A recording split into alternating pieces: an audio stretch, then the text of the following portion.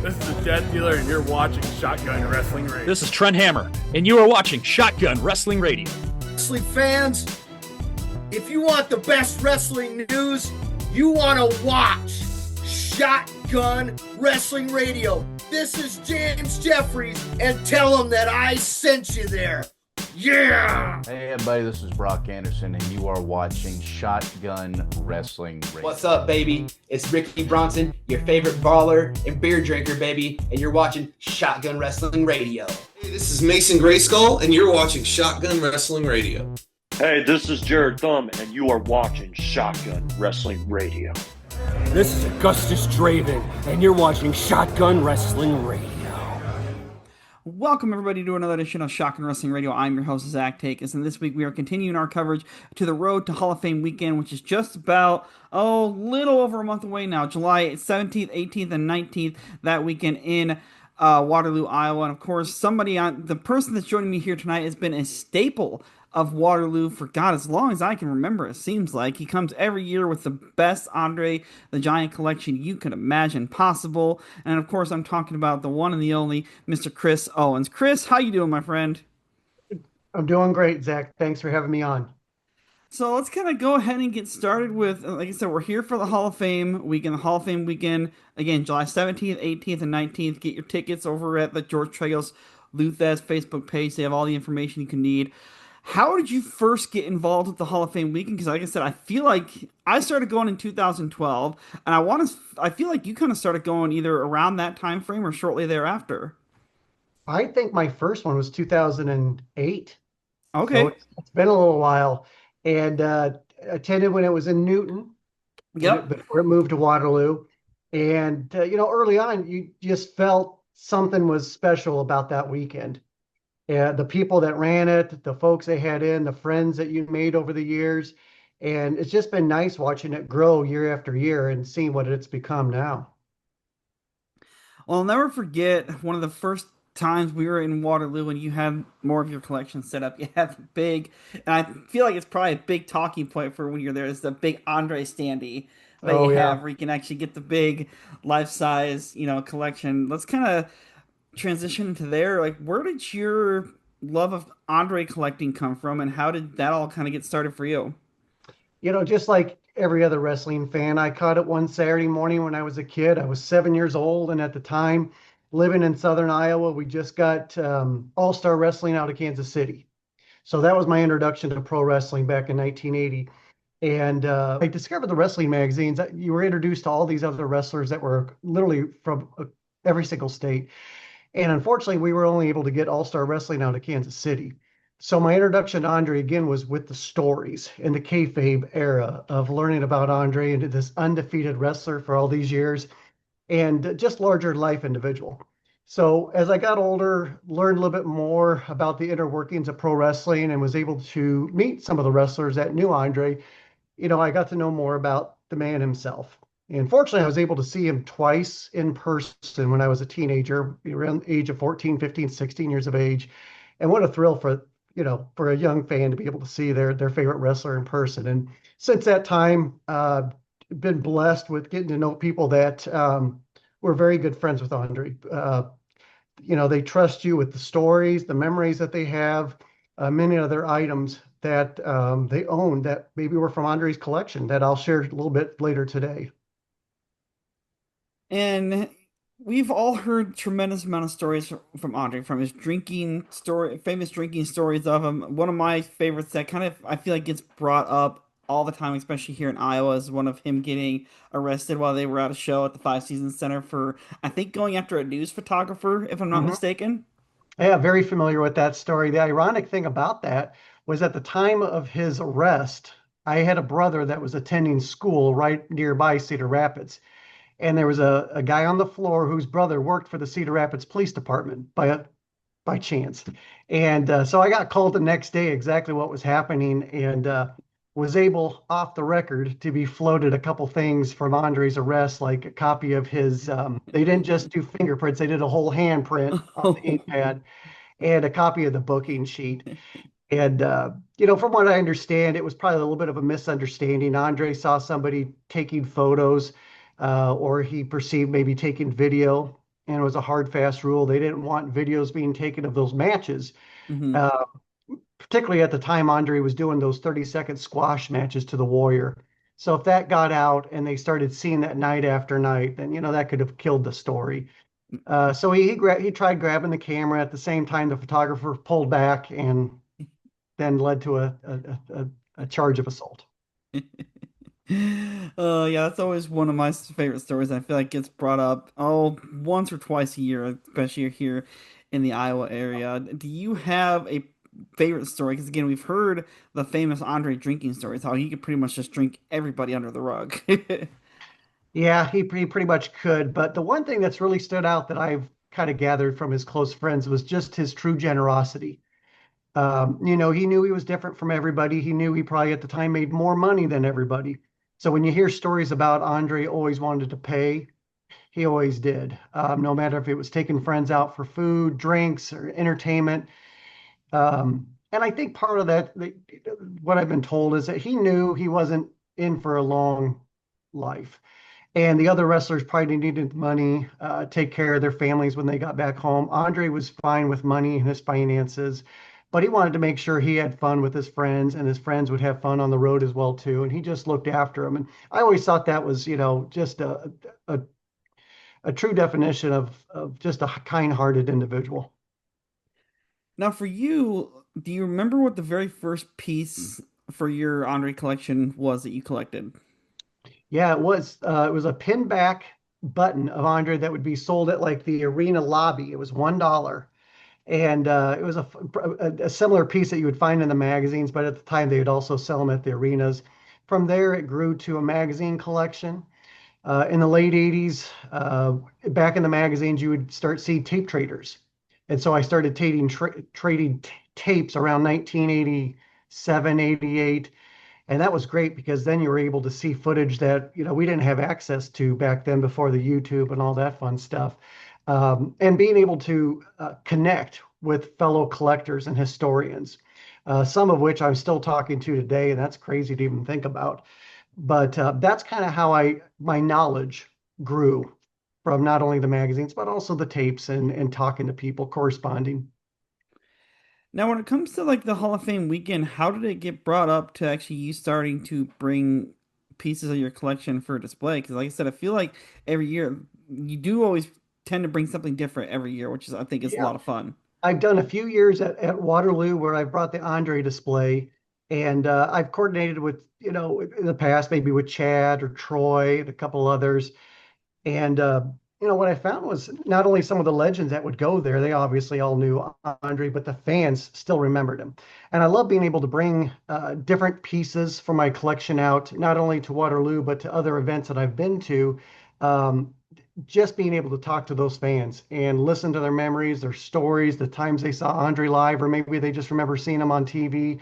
And then even more so talking to the kids that have just started watching professional wrestling, and maybe they know the name Andre, maybe you've seen photos, but they don't much about him. And I love talking and going over photos and just kind of teach them a little bit. Hopefully that at some point they'll follow up and want to know more about his legacy. Now, with all this information that's out there on Andre, have you ever considered, and maybe you have, and I'm just not aware of it, so correct me if I'm wrong, have you ever considered putting out like some sort of I guess maybe unauthorized autobiography on Andre, or? I think his story at this point has been told pretty well. Several different books. The most recent one by Pat and Bertrand did an excellent job. They really dug deep into not only his career in the United States, but they went over to France and talked with some of the family members as well too. So they did a great job of that. The one piece though that I think is missing that I have been working on over the years, and maybe we'll see the light of day someday, is a record book of Andre. That was one of the fun things I started doing when the internet came upon in the late 90s, was starting to collect dates, venues, matches. And I feel pretty confident to say I have probably over 90% of his matches recorded, about 5,000 matches in a database. And then to couple that with many fan photos that were taken over the years that can tell the story as well too by these photos. So that would be a goal of mine, to be able to publish a book like that.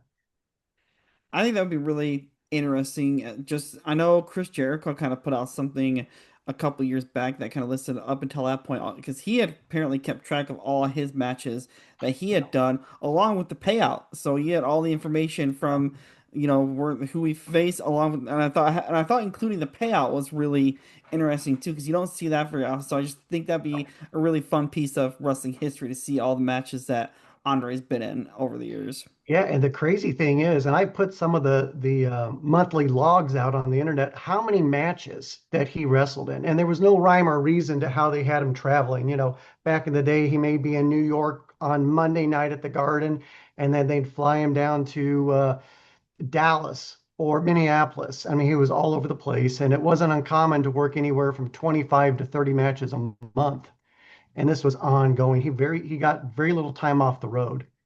It was a set schedule to have the Giant at different promotions, whether it Mid-South, Mid-Atlantic, Pacific Northwest. You'd have him for a week or two, and it was about the same time each year he would come into your territory. That's one thing I've always found interesting learning about the territories over the years. It's just to see how the guys were used and how because everybody could have a different character and different persona because if you're watching in Minnesota, you're not going to see what's happening down in Dallas, Texas. Yeah, absolutely. And it was a lot easier. I think it was much easier for many of the wrestlers to protect their character back in the day before the internet. And especially like if you take Andre's career, was he undefeated? Of course he wasn't, but we didn't know that because we weren't talking to fans down in Mexico or in Japan as easily as we can today. Right. Yeah. Do you, out of all the footage that you've seen, all the matches that you've seen, do you have a personal favorite Andre match? I mean, we all know, and as evident by the poster there behind you, that the Hogan Andre is pretty damn famous. But is there anyone aside from that one that would be you consider a favorite? I usually tell fans if they're just used to that, is to watch some of his matches in Japan from 1972 to about 1982. He worked a different style. He worked mainly a heel. He worked a little bit faster in the ring than what fans were used to seeing him wrestle, kind of a slow, lumbering approach in the States. And, he was trained in the European ranks. And so he knew some catch wrestling.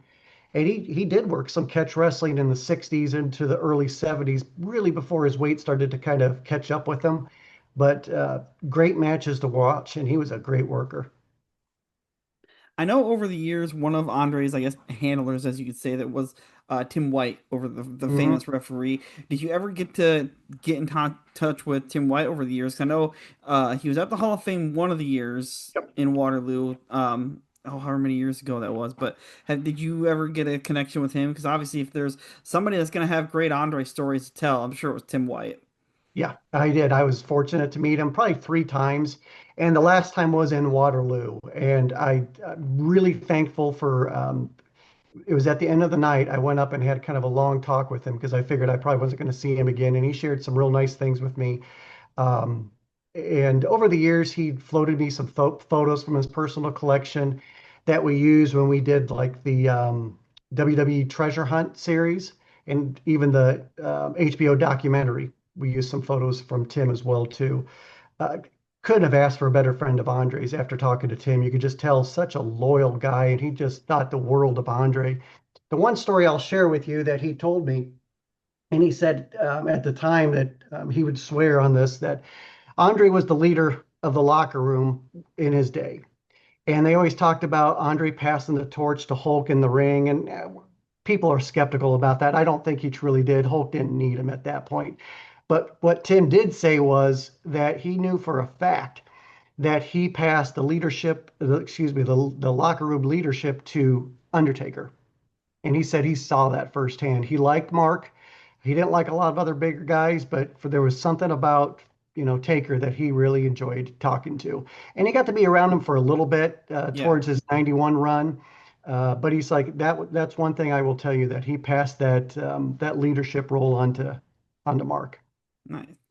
That's very cool, and I can understand where even at 91, where Andre probably knew he was kind of at the tail end there, Yeah. the fact that he'd still be kind of intimidated or not really like some of those bigger guys that were coming in, because Taker debuted with WWE in 1990, so yeah, they would have been around each other for very, very brief period there. Yeah, and Taker has always told the story that, when he would talk with Andre in the locker room, Andre would always kind of wink at him, go, "I got something for us. I've got something for us." But Taker said, he never told me what it was, but there's always been speculations of what the storyline or idea would have been. I have my own thoughts, but it's just something that I'm sure that's always kind of bothered Taker in a good way. Now, as you had just mentioned, you brought up the WWE Most Wanted Treasures series that had been filmed here a couple years back. How did that come about for you, and what was kind of your reaction when they kind of called you and were looking for some Andre memorabilia for that show? Yeah, that was pretty cool because that was right shortly after the pandemic started, and they weren't sure exactly how filming was going to happen at different locations. And so a couple producers reached out to me via email and had heard of me or knew a little bit about me through the HBO documentary, and a couple people had referenced my name, I guess. But they came out to the house and wanted to kind of see some of the items. And what the premise of the show of my part of the show was there was a passport that they were looking to get. And Andre at the time had three passports that he still had in possession. I had one. There was one at the museum in Ellerby, and then the third one his daughter has. And so they wanted to kind of, show some of the items in my collection, but then the crux of the episode was, could they get the passport and bring it back to WWE? And I kind of told him up front that, it wasn't for sale. And could we loan it? Sure. But they were wanting to do like a sale at the time. So instead, I gave them it was the only one I've ever seen. It was the original playbill for Andre's debut at Madison Square Garden back in 1973. And they didn't have that in their collection. So they were happy to go home with that. But it was a fun experience. And I can't speak high enough of Paul White. Couldn't have been friendlier with me, my family. After the taping, he stayed about an hour and just wanted to talk, go through some old wrestling magazines because he loved the history, of the business. Yeah. And you bring up their collection, and it's because of things that they have stored in a warehouse that I would love for them to, I know it's been a rumor for years, to have a physical Hall of Fame building that would be like a tourist attraction. I think that would just be incredible. And with everything that they have, they could rotate so much stuff in and out of that collection. It would be absolutely insane. Like they could have, say you're in WrestleMania season, they can have a whole wing for just WrestleMania pass, and same with what I call the Big Four pay-per-views. Every time you're getting ready for those Big Four, you could do something different for each of those. And I just shudder to think what's in their warehouse there that they have. I'd love to see that happen, find the right location. I know what they've done in the past is kind of that traveling exhibit during WrestleMania Access where you get a small glimpse of the items. But yeah, to your point, to have a whole museum, definitely the need, the want is there from the fans. It's just, I think maybe the timing, the location. Yeah. Yeah. Well, and you would think just based on where the performance center is, like Orlando or even Vegas, they seem to be really gravitating towards Vegas here lately. I think would be two ideal, both very big tourist destinations. And honestly, their collection's so big, they could have two physical Hall of Fames if they wanted to. They could have an East Coast and a West Coast Hall of Fame and just I think that would just be something really, really neat. So with all the big giants that have come through over the years, there's been a lot of them. As you mentioned, Paul White, guys like Kevin Nash, guys who are, over 7 feet tall.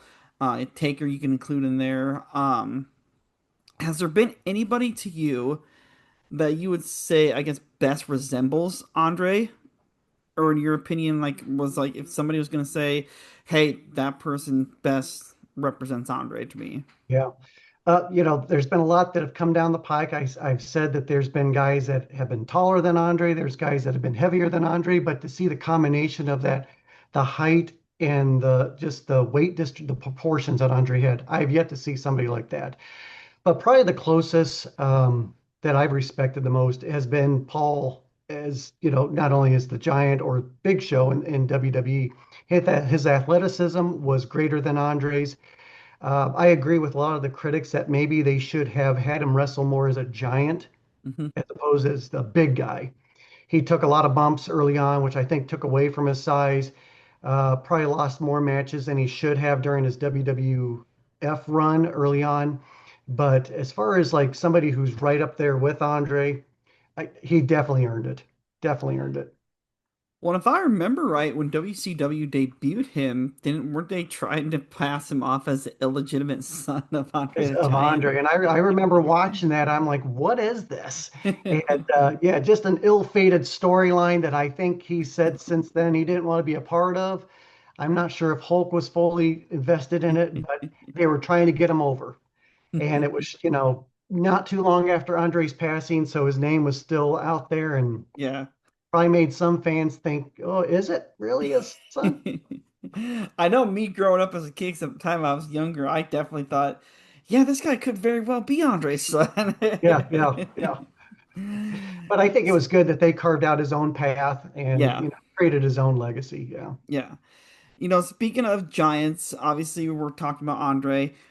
Who would you put on your Mount Rushmore of giant wrestlers? Obviously for you, I'm sure Andre's number one. Who else would you throw in on your Mount Rushmore of giants? Probably Big Show, Giant Baba, and you'd probably have to throw in Giant Haystacks from the UK. Over there, he was the man, as far as the big man went. Is there anything out there yet that you are still hunting for that you would love to get your hands on as far as Andre memorabilia goes? Oh, as far as footage, I'm still hoping some of his mid to late 1960s footage from Europe surfaces. I have some that I found, but there's still some out there that I know that was taped. Some of his early WWF footage from 73, 74, I think they have some of that in the vaults they haven't released yet. That'd be great to see. Memorabilia wise, possibly some ring gear, which is very tough to find because he threw away a lot of his stuff, a lot of his boots. He lost a lot of things in his travels. But I've been blessed, like I've said, to have a lot of his personal memorabilia and artifacts in my collection. And speaking of that, I'm gonna put you on the spot here. What would you say out of your collection are your top five favorite pieces of your collection? Oh, heck, you are putting me on the spot. Probably some of the documents that he signed over the years, some personal documents dealing with his ranch in Ellerby. Just being able to see, that's kind of what the direction he wanted to go. I think he had a vision that after wrestling that, he wanted to spend time on his ranch and farm, and he was really invested in that. One of the pieces I really like is this one. This is a WrestleMania 2 program that his friend Frenchie attended the Chicago event that he was in the Battle Royal. And what makes this special is that Frenchie went to the locker room in Chicago and got everybody to sign that was on the card that night. So that includes all the football players and everybody that was in the Battle Royal that night signed the program. And a couple people signed it to Frenchie. But that's a pretty cool piece. I've yet to see another one like this. Another piece I'll show is they still do it today, but when the wrestlers have, like you mentioned, the Big Four, WrestleMania, especially the long weekend, they get itinerary packets, hotel you're staying at, airlines. And in would have been 91, WrestleMania 7, this was Andre's that was issued to him. Nice. And so inside here would have been all the information that the wrestlers would have got. Pat Patterson did some introductions as far as the airlines, hotels, where you're supposed to be at, when to report to the arena. So that's a pretty special piece. Another piece I'll show you. And again, some fans may not realize that even as late as 1992, WWF was still trying to reach out to him to do some sort of a relationship. Maybe it wasn't in the ring, but in this case, and this would have been in October of 92, they'd sent a letter to him, to his residence, to get a possible movie contract. Nice. And this was tentatively titled Jack and the Beanstalk. We can probably imagine what role Andre was going to play. But they were trying to broker a deal with Andre to see if he could do a movie. This probably would have been taking place in early 93 when he passed. And unfortunately, he wasn't able to fulfill that. But it's kind of a cool piece to see that they still were in talks. Yeah. Have you been paying attention to, I guess, Jerry Briscoe's social media feed with his shed Oh, treasures? yeah, he's showed some really cool pieces. Yeah, I Hoping was one some of those to Waterloo, maybe. that we keep trying to tell. Like, there's a few of us from the Ad Free Shows Network that keep trying to poke at him. Jerry, bring some of that stuff to Yeah, Waterloo, even if just to display. Because, like, yeah, seeing it in the pictures is cool, but seeing it in person would be even better. And again, remind everybody here: July 17th, 18th, and 19th, Waterloo, Iowa. George Tragos Luthez Hall of Fame weekend. It's going to be an absolutely stacked weekend. Headlined by Eric Bischoff, Medusa. Let's run down. Jake Hager is going to be there. Of course, Jerry and Wes. Brian Blair is going to be there again. JBL, Ron Simmons. I mean, it's a really stacked lineup this year yeah. of guests that we have coming in, and again, you get to see guys that are there yearly, like Tony Gurria's become a regular there, and it's it's an event we all look forward to because for a lot of us, it's kind of a big family reunion every year. It is, and and I've told people that have never been there, if you are hesitant to go, it'll take about 10 minutes before you meet new people, and you'll feel like you're just part of something special. I Yeah. recommend everybody to go to Waterloo at least one time. And I've always enjoyed how just laid back it is. Like everybody Oh, is yeah. so laid back. Even the Hall of Famers in attendance, everybody's just very laid back, and it's nobody acts like a super fan Yeah. boyish type person. So it's easy to go up to them and talk to them, and just yeah, it's really a fun laid back weekend. So if you guys are looking for more information on tickets for that great event, head over to the George Tragos Luthez Facebook page, and they'll have a link and everything that you need to know about that upcoming weekend. So, Chris, we got a few more minutes here. Where can people follow you at, and what's coming down the line next for you? You can follow me at Facebook under my name, Chris Owens. I post a lot of Andre stuff throughout the week, whether it's unseen, unpublished photos, stories of Andre, video clips. My next project that's going to be starting here in a couple weeks is titled Under the Giant Treasures, and it's only going to be on X. And I'll be putting some information out about that. But what's going to differentiate that between my Facebook account is we're going to go more in depth with the pieces, some of the ones I just showed you, but plenty more. A little bit of backstory about the pieces and the significance of it too. I think it's going to be fun.